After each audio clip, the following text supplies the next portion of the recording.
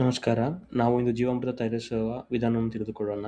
ಇದಕ್ಕೆ 200 litre drum, 10 KG ತಾಜಾ ದೇಸಿ ಹಸುವಿನ ಸಗಣಿ, 10 ಲೀಟರ್ ದೇಸಿ ಹಸುವಿನ ಗೋಮೂತ್ರ, 2 ಕೆಜಿ ಕಪ್ಪು ಬೆಲ್ಲ, 2 ಕೆಜಿ ಕಡಲೆ ಹಿಟ್ಟು ಹಾಗೂ 1 ಹಿಡಿ ಮರದ ಬುಡದ ಮಣ್ಣು ಬೇಕಾಗಿದೆ. ತಯಾರಿಸುವ ವಿಧಾನ: ಮೊದಲಿಗೆ ದೇಸಿ ಹಸುವಿನ ಸಗಣಿಯನ್ನು ನೀರಿನೊಂದಿಗೆ ಚೆನ್ನಾಗಿ ಕಲಸಿ ಸರಿ ಮಾಡಿಕೊಳ್ಳಿ. ಅದನ್ನು 200 ಲೀಟರ್ ಡ್ರಮ್‌ಗೆ ಹಾಕಿ, ನಂತರ ಆ ಡ್ರಮ್‌ಗೆ 10 ಲೀಟರ್ ಗೋಮೂತ್ರವನ್ನು ಸೇರಿಸಿ. ಅದ ನಂತರ 2 ಕೆಜಿ ಕಪ್ಪು ಬೆಲ್ಲ, 2 ಕೆಜಿ ಕಡಲೆ ಹಿಟ್ಟು ಹಾಕಿ, ಕೊನೆಗೆ 1 ಹಿಡಿ ಮಣ್ಣನ್ನು ಸೇರಿಸಿ ಎಲ್ಲ ಪದಾರ್ಥಗಳು ಚೆನ್ನಾಗಿ ಬೆರೆಯುವಂತೆ ಕಲಸಬೇಕು. ನಂತರ ನೀರನ್ನು ಬಳಸಿ ಡ್ರಮ್ ಅನ್ನು ಸಂಪೂರ್ಣವಾಗಿ ತುಂಬಿರಿ.